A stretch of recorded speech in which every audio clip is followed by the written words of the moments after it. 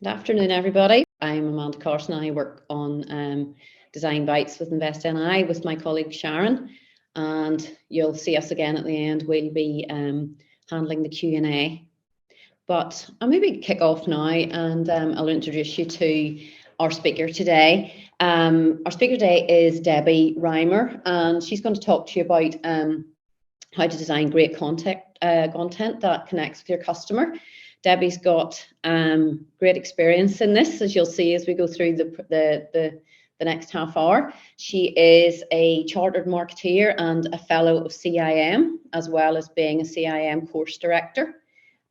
She's a CMO with Simplify, which I'm sure there'll be lots of references to the great practices that they do as we go through today. And so I think I might just hand over to Debbie now, and she'll share her screen and we'll get kicked off. That's great. Thank you very much, Amanda, and you're all really, really welcome. I'm really looking forward to this session today and sharing lots of useful tips and tools with you over the next sort of like half an hour, 40 minutes. So we'll get stuck straight in. So today's workshop, well, you know the name of it, you booked it. It's how to design content that connects. So we're really looking at how you connect with your audience and then how you create content and even use like all different types of content on different platforms then to really connect with your audience. You can see there's the agenda.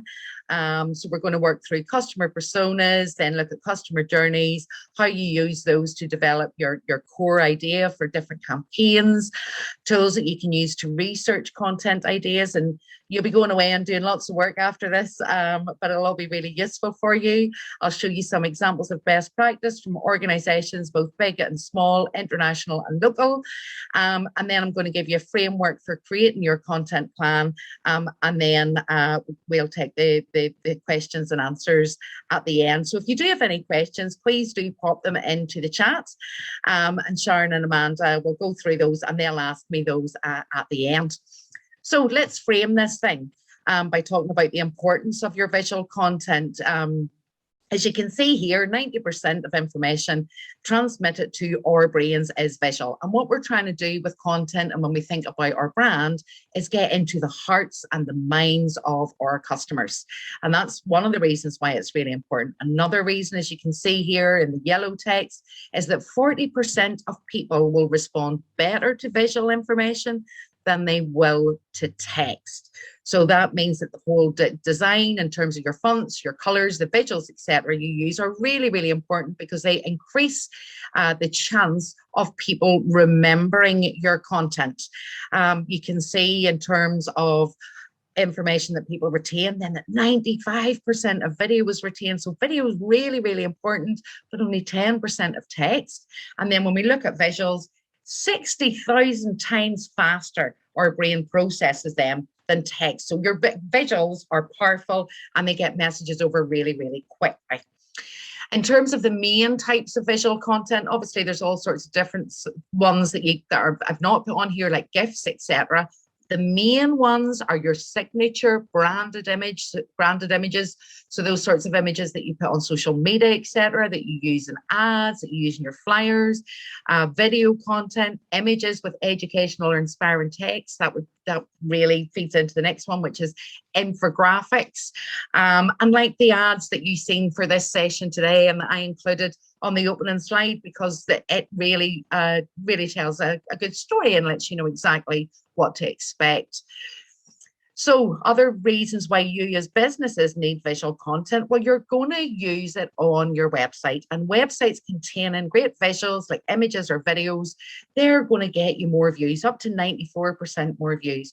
Your email marketing campaigns, in the hero of the email, in the body of the email, if you're using images, you're going to get a higher click-through rate, and that's what you want. You want those conversions, people clicking on your emails over to your website, booking an event, buying a product, making an inquiry. So you want those images on there. Infographics then increase website traffic by 12%, and infographics take text and figures and statistics and they display them in a visual way, which makes it easier for people to consume, to understand, and as we've seen on the previous slide, to retain that information. Social media posts with images or videos get 35% more views and 28% more shares. And guys, that is from the latest research from We Are Social, which is literally just hot off the press. Earlier, I was going to say earlier this month, we're in November, but it just came out there in October. They do quarterly updates, and it's the world's biggest research into how people behave online.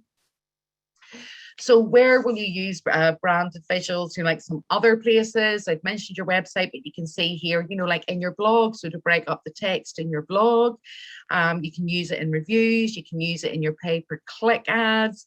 You can use it, you know, like in partner marketing and across all of your social media, both paid and organic. And the key is to keep it consistent across all those channels. And here's an example. I've just been, this really is hot off the press. This website's going live on Monday.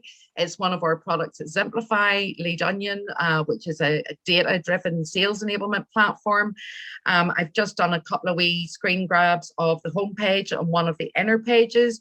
So you see the consistency in terms of font, in terms of color, and then the use of images to break up what is actually quite a weighty, quite a serious subject. We're B2B, so it can be quite complex. So the visuals break that up really well. You can see the whole concept in terms of the glowing light and the effect of the onion and the green and the blue being carried over into blogs to break that up, into our social media, including the fun posts like Happy Halloween, and into the more sort of like business related posts.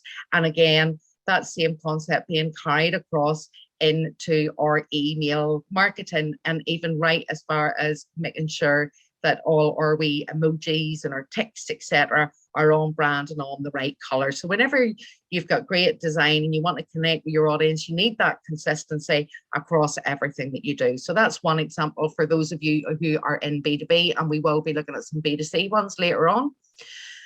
I wanted to look at the reasons why people use the internet, and this is from that report that I was just telling you about, We Are Social. It is done every year in the January, and then they do the quarterly updates. So the big updates in January, and you can see here in January 2021, the number one reason why people use the internet is to find information. So they are looking for information about your products and services. They're looking for the answers to the problems and the challenges that they have. They're looking for your solutions. And then the second reason is staying in touch with family and friends. And then we can see that next is keeping up to date with news and events, researching how to do new things, watching videos, etc. The key thing is that people go there. Number one reason for people to use the internet is about information. It's about education. It's about fact finding. That's why we all go to Google and to YouTube to find out how to change a tire, how to hang wallpaper, or whatever it might be, which is why you need to have great content on those different platforms so that your target audience can find you. I'm going to do a really quick quiz. We're not going to feed back the answers. There are far too many of you today for that, but this is just to really frame you in mind of thinking about what's happening online in 60 seconds.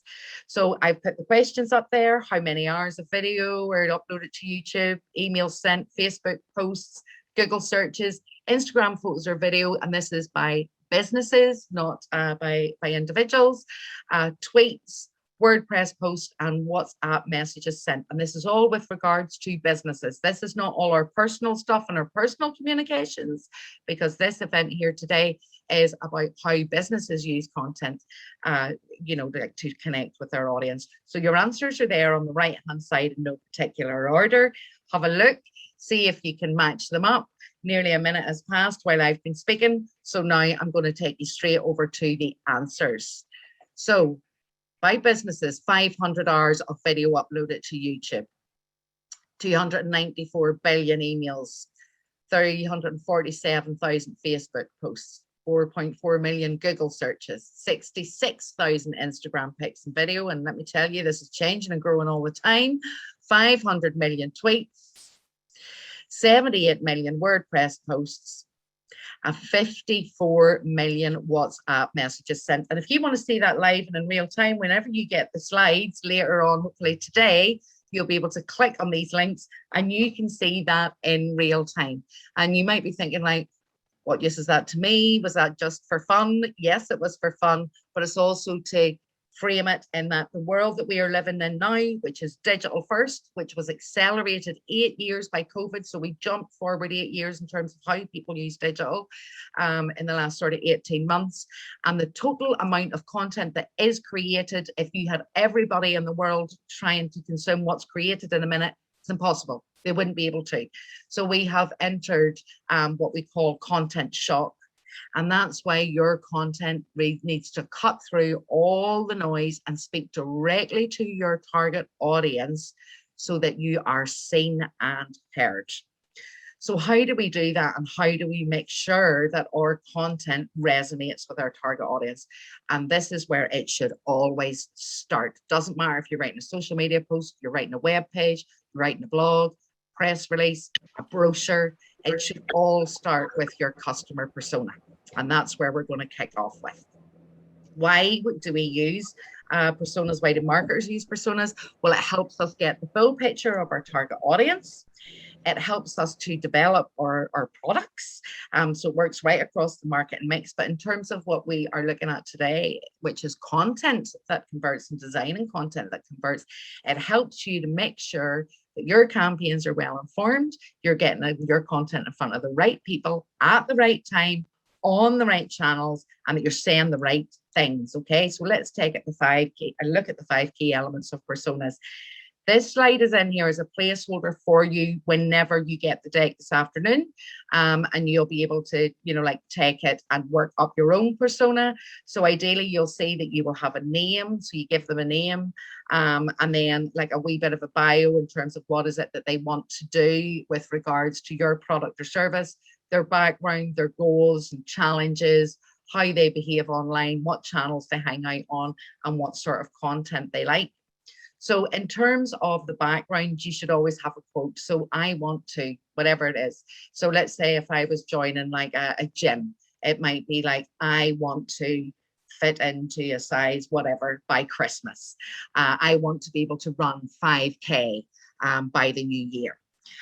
So here you'll do your background, give your persona a name, because it is about people. We talk about our target audience segments. In some countries in the States, quite often they call personas avatars.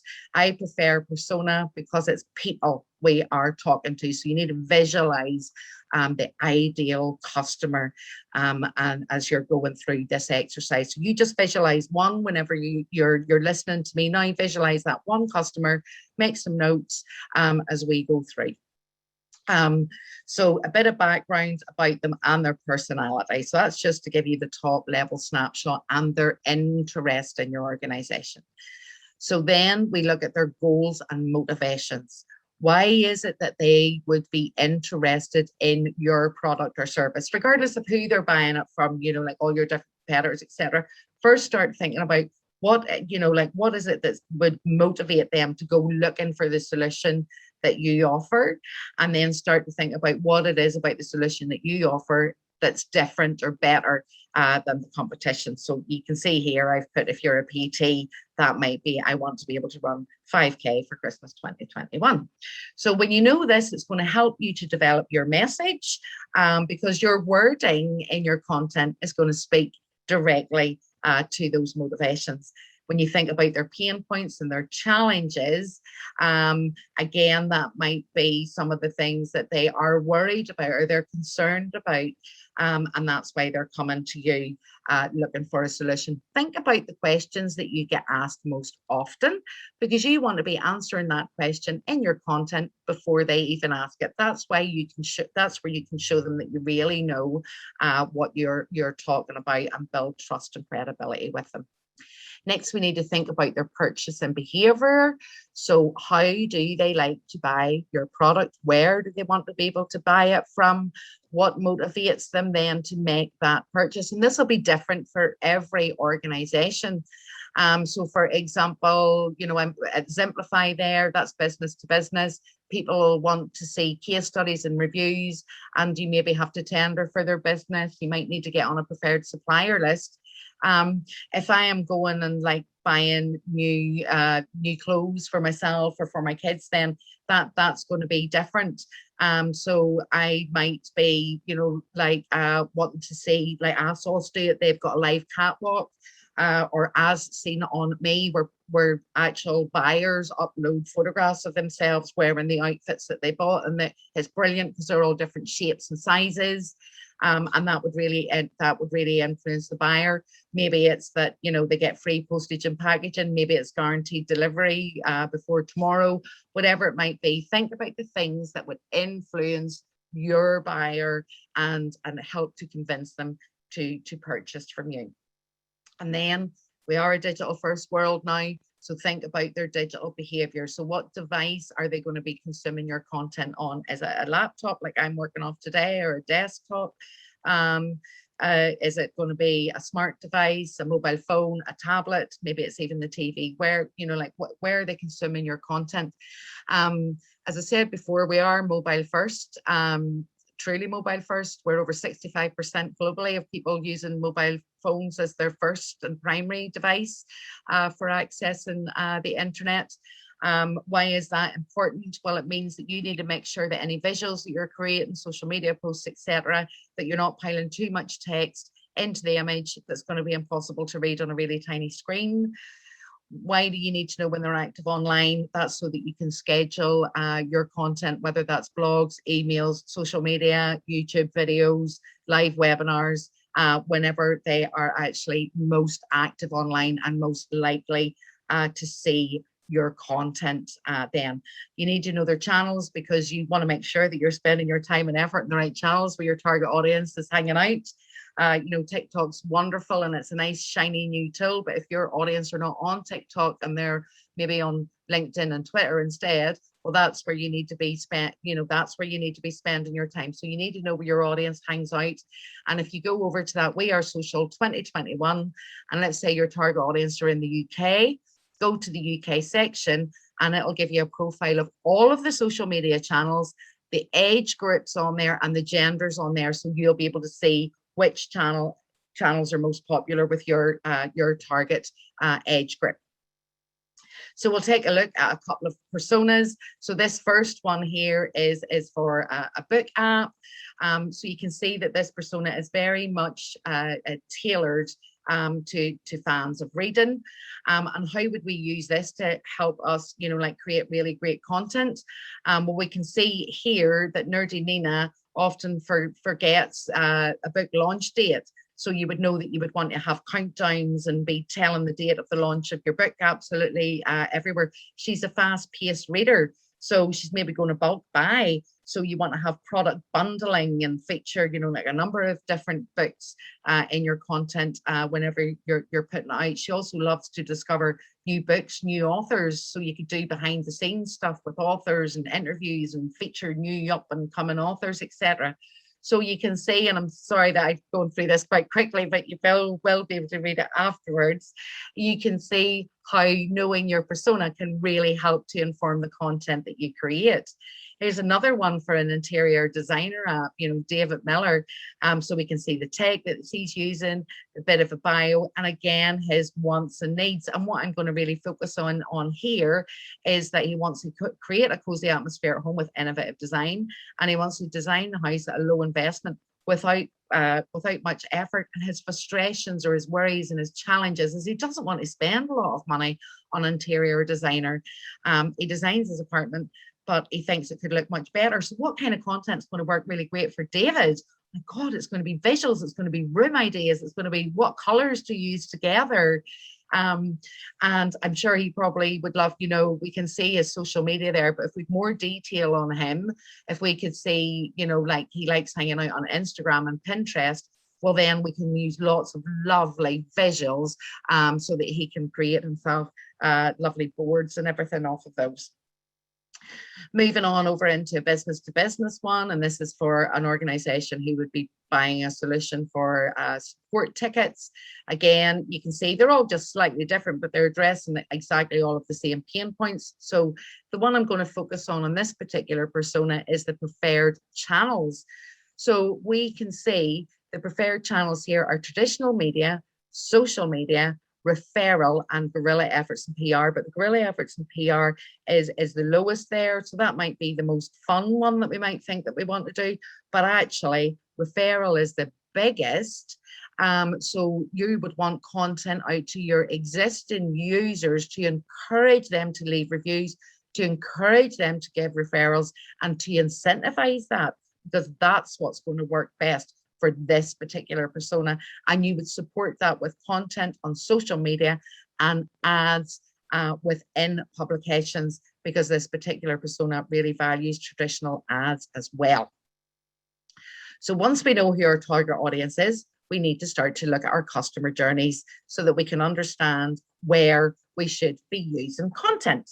So the places that you're going to connect with your audience, we call them touch points on their digital journey, and touch points in their offline journey as well. You need to think about, what are all the touch points where people are going to come into contact with my content, and what does that content then need to say? So it's going to be the pre-purchase part, where they've just recognized they have a problem. Okay, so they've ran out of the product or service that you offer and they need to replace it. It's the first time they've ever needed it or whatever. So they'll recognize that they've got a problem, and then they're going to go looking for a solution. So how do you get in front of them then? So that's going to be things like, like your advertising, for example, and really powerful social media posts that give really useful tips and tricks, etc., that people are more likely to share. At the purchase stage, they're going to want more information about your product or service, how it solves their problems, delivery choices, that sort of thing. So that's typically probably going to be on your website, because that's your core central hub for all your content. And then post-purchase is about how they use your product or service. So how do they need content there, and how does it help them? So guides, newsletters, emails, reviews, that sort of thing are going to come into play there. The most important thing is not to just think about it from your own perspective, i.e. from the business perspective. You need to take a walk in your customers' shoes through each of those stages, from discovery, then right through to retention. This example here is for a very well-established business with a very big budget. So you can see that they're using multiple different channels and lots of different types of content right across the entire customer journey. But not every business is going to have this, and we're not all going to be at the same stage. Some of you might be early set up, like maybe you're in the startup stage, maybe you're in the early growth stage. Others will be more established. So it's a matter of picking the channels that are right for you at this time, where your target audience hang out, and really focus your efforts there. So when thinking about the target audience, and I said that there were those three stages: pre-purchase, purchase, and post-purchase, or we will talk about the awareness, when they're looking for information. Evaluation is when they're comparing you with all of the other suppliers out there. Decision is whenever they make their selection, and bonding then is about the usage of the product. So what you need to do here is at each stage to ask yourself the question: what is your audience thinking, feeling, and doing, and where are they going to find information, so you can make sure that your content is where they want to see it, and that it addresses the questions that they are asking. So at the awareness stage, they're going to be feeling inquisitive. So what questions would your key persona need answered at that stage that is going to get them interested in engaging your services or buying your product, or at least want to come over to find out more about it? At the evaluation stage, they need reassurance. You need to convince them of why your product or service is better than the competition. So again, what sort of questions, what worries, concerns might they have at that stage that you need your content to answer? When they come to make the selection, they probably narrowed it down to about 2 or 3 suppliers. So at that stage, they're hopefully feeling very inspired by the content that they have seen on your social media, your emails, your website, etc. So at this stage, how are you going to help them make the selection? And this is where things like price comparisons, delivery details are very, very, very important, because that's where we're at now, getting right down into the nitty gritty, where they're making that choice of whether they buy from you or from somebody else. And then bonding, once they've purchased from you, they're feeling excited, can't wait to use the product. So what do you need to furnish them with there? So a lot of people who sell products on Amazon, Etsy, eBay, folks say, like all those marketplaces will quite often put nice flyers and cards inside the packaging to let those buyers know that you can buy directly if you've got your own e-commerce site, or giving them some sort of incentive of their next purchase. If it's a more complicated product, then that's going to be, like your guides and how to set your product up and things like that. So those are all the places that you need content. In terms of looking at a customer journey, this is a real life one. My fridge freezer broke down last year, a week before Christmas, which was just a blinking nightmare. Like everything just completely went in it, and all my food was going to go off and all the rest of it. So I found myself in a predicament. My persona, I went straight online and started looking at Currys and Argos, and I just wanted to be able to do all of my research. My mum was talking about, like some of the local stores that I should go into and see. And I was like, I'm working full time. This has happened at night. It's literally Christmas in 5 days. Everything that I've bought is going to go off. I need something now. So I went online that night. So she's one persona and I'm another type. And this is the journey that I took. So I visited the website, typed in what it was that I wanted. I read reviews. I asked questions about recycling. I made my purchase online, booked my delivery slot, as you can see, got my email to confirm the delivery and have the tracking code, got text notifications to keep me informed of when it was being delivered at various different stages, when they were closer to the house, etc. And then I received an email to ask me for feedback on social media. I actually did go into the store. I'd narrowed it down. I thought, you know what, I want to go up and look at it and see. I realized they were open until 9 p.m. So my husband and I took a drive up. It was about 7:30 and we were in the store for 40 minutes and nobody came anywhere near us. And we were really desperately looking for some help. So my in-store experience was absolutely terrible. There was no point of sale on the front of the fridge to tell me its energy rating, if they would come and take my old one away. So we left and we came back home and I ordered it online. And lucky for Currys that I was able to order it online and that they had really good content on their site to keep me right. So you can see the product descriptions, the pictures, the product videos, and all are what convinced me to buy. In terms of your customer journey, I've put a wee slide in here so you can fill that out afterwards. And then in terms of your core creative idea, that's all based on your persona. So you need to make sure that it resonates with them in terms of why they would buy from you, what emotional benefit do they get, and what does your brand stand for. And just make sure that you adhere to the 4 C's, that your content, as I showed you with the one earlier with Lead Onion, is continuous, complementary, consistent, and coherent across everything that you do. Guys, I'm conscious of time and I would normally play this video, but my phone is telling me that it is 1 o'clock. So I don't want to be running over, but you will definitely be able to watch these videos afterwards. Hibernaut was a campaign by Range Rover.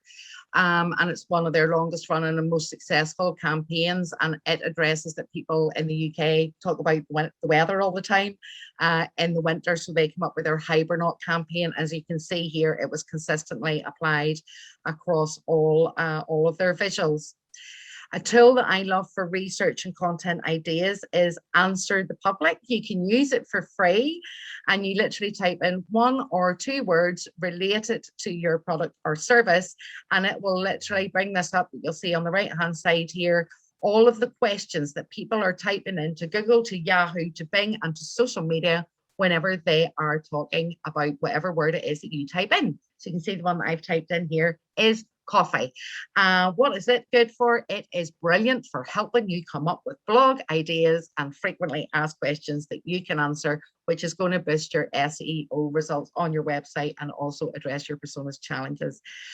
Right, couple more bits of inspiration. This is one I did for Ardicliff Daycare Nursery a couple of years ago. We did it in the run up to Christmas. Parents challenge in the run up to Christmas with young children and toddlers is that routines can sometimes go out the window. Everybody can get a bit stressed. Bedtime gets a wee bit later.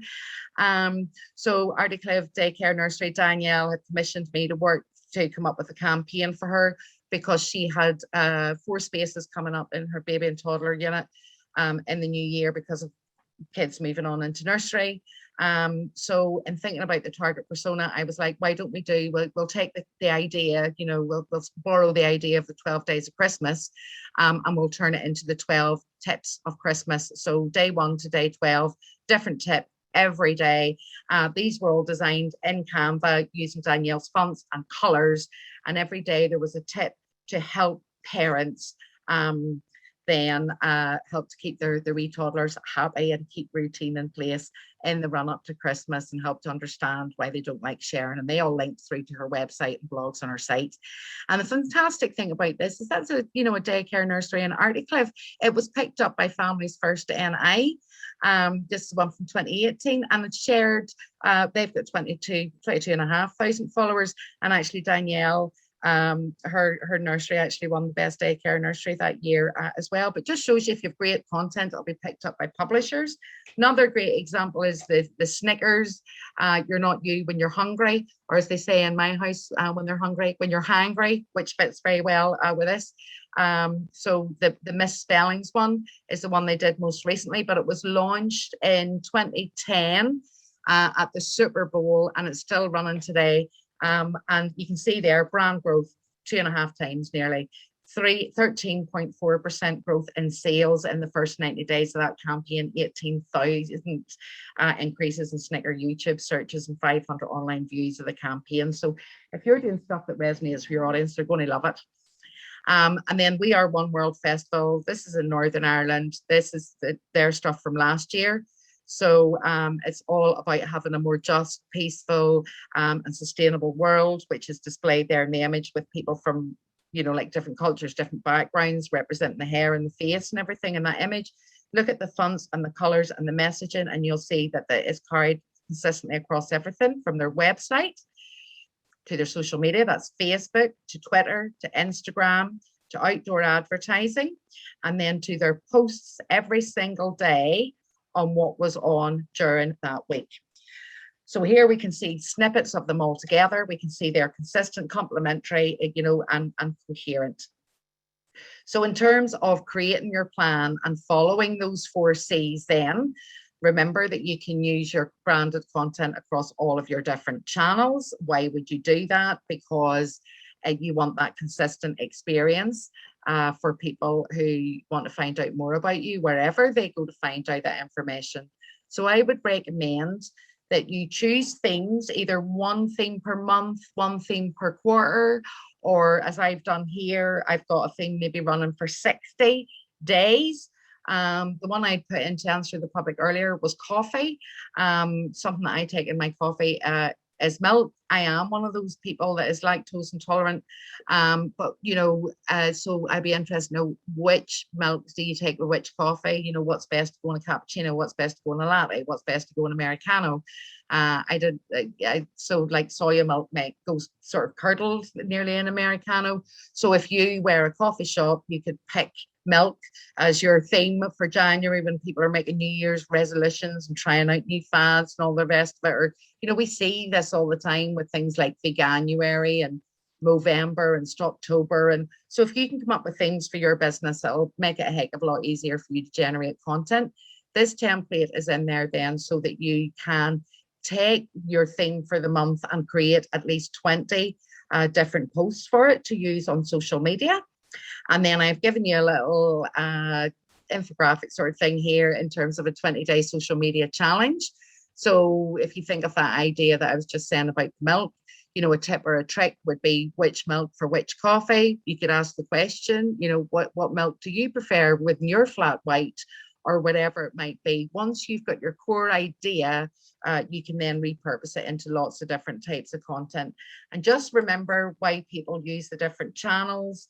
So family and friends for Facebook, inspiration for Instagram, following influencers and Snapchat, bit of fun, and and TikTok. LinkedIn is very much for connecting with business professionals, for finding out industry news. And then Twitter is very much for finding out what is happening in the world. Very newsy, keep it short, keep it snappy.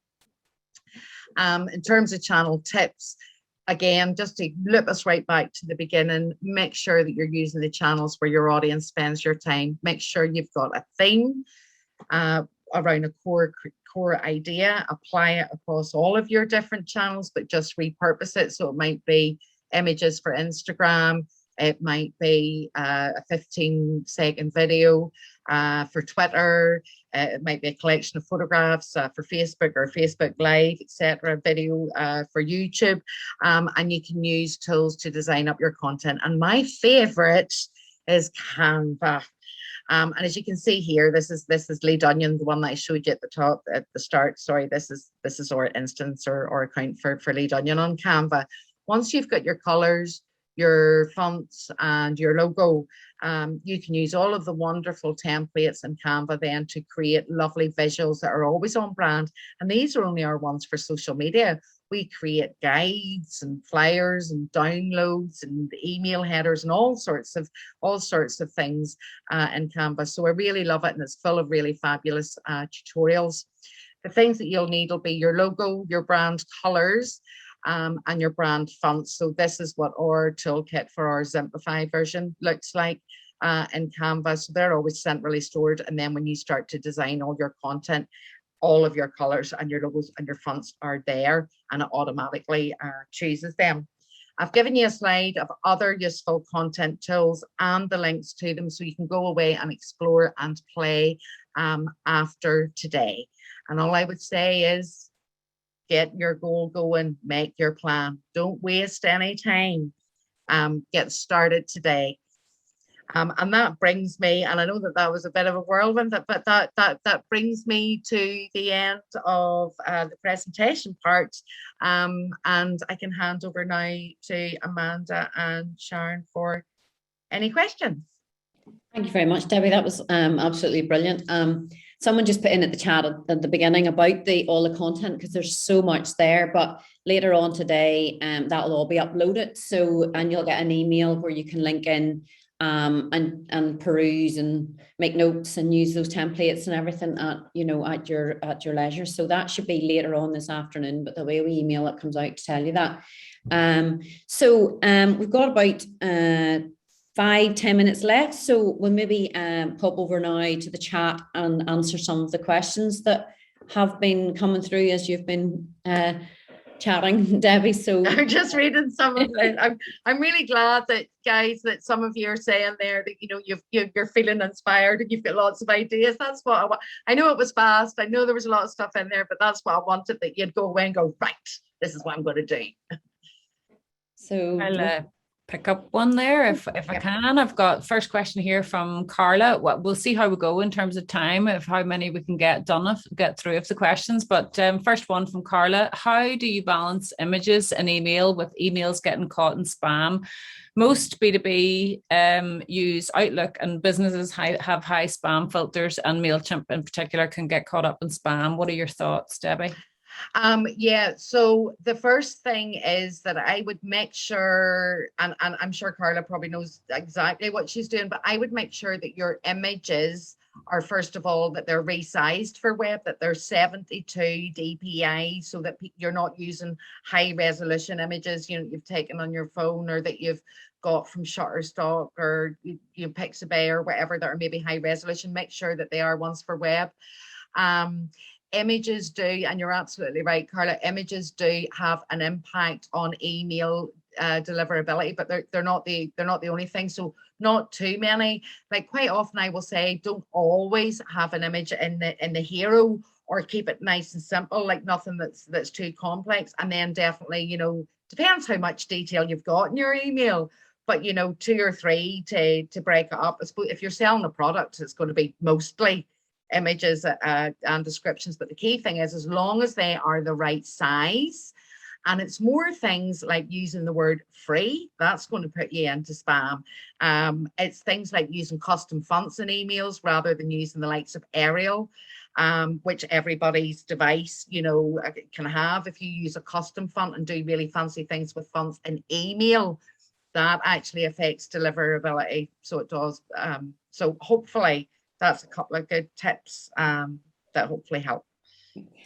Here's another question coming in from Catherine. Any other recommended sources for content ideas? Catherine's relating to the construction industry. She's tried Answer the Public, but it's not particularly good for that industry. Would there be? Yeah. So I would more, well, Catherine, right, so if it's construction B2B, Answer the Public's definitely not going to be any good. If it's B2C, it's more thinking about what exactly they would be thinking about. So it might be like windows or wooden floors or insulation or whatever. It'd be all right for that. Google Trends is the one that I would go to. Google Trends is fantastic, and you can compare different words and it will show you what's most popular. Another good one for B2B is BuzzSumo, and a brilliant tool, guys, that you can use for free and look at what words and what content your competitors are doing without having to go over and read every single page of their website, is Ubersuggest, UBBERSUGGEST. It's a tool that I use for all my SEO, and it's got a wee button on it that whenever you put your website and all in, you click and it gives you content ideas. Thank you, Debbie. Next one, we're going to try and shoot through as many of these as we can before we wrap up. This one's from Madeline. I find the persona idea challenging as our target demographic is very broad. Yeah, so what you would do is you need to you do the persona after you've sort of segmented your audience down. So no business has one persona. We've got 5. We've got 5 different personas for each of our business units.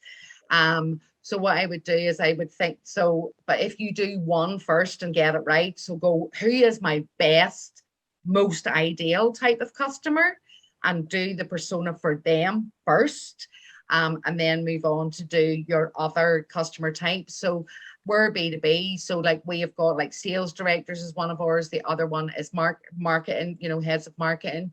The other one is agency owners. Then for the product ZimAI, which is for micro businesses, then that's small business owners. So they all have different types of questions about our product. So we have a persona for each of our customer types. Thank you. Yeah. Here's one here. The first slide, Debbie was talking about visual and how important visual is, and Eva Watson's just saying, how much do you think the quality of photographs matter, and do you need to hire a proper photographer, particularly if you're in an industry that changes a lot? Yeah. Tips there?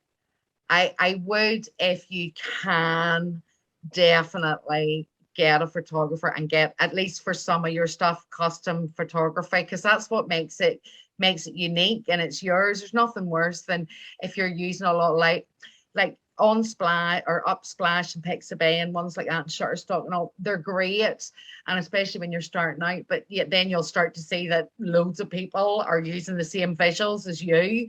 But you can get a custom photographer, from sort of 35, 40 pounds an hour, and get them in for the day. Just make sure you've got everything set up the way that you want it to be.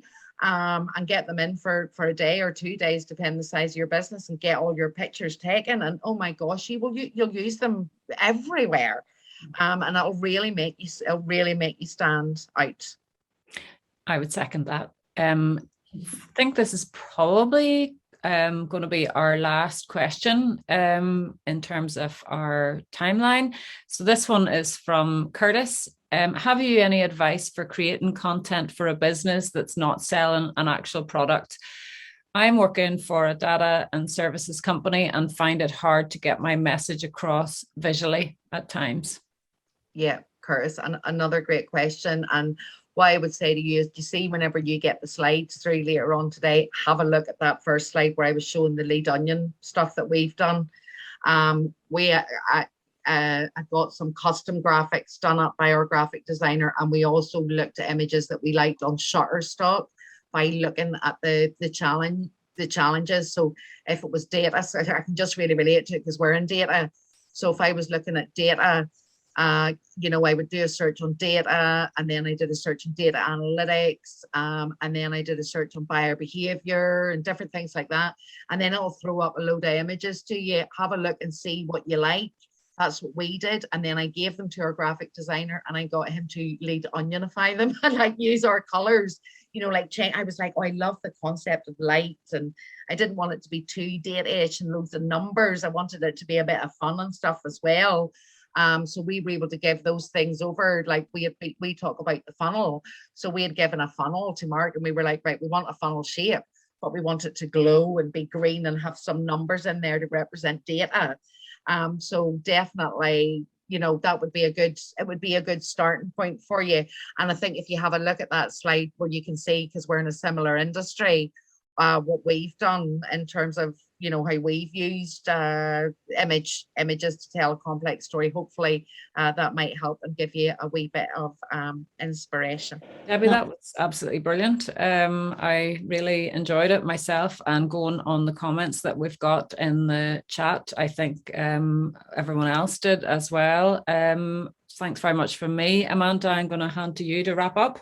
Okay, well, Debbie, I think really useful, so much stuff there. Great to have you imparting so much information. And just a reminder that you can tap into that later on today. And also, if you'd like to fill in an evaluation form as well, Invest and I would love that, just to get some feedback from their point of view. But Debbie, thank you very much on behalf of everyone that attended, and see you soon.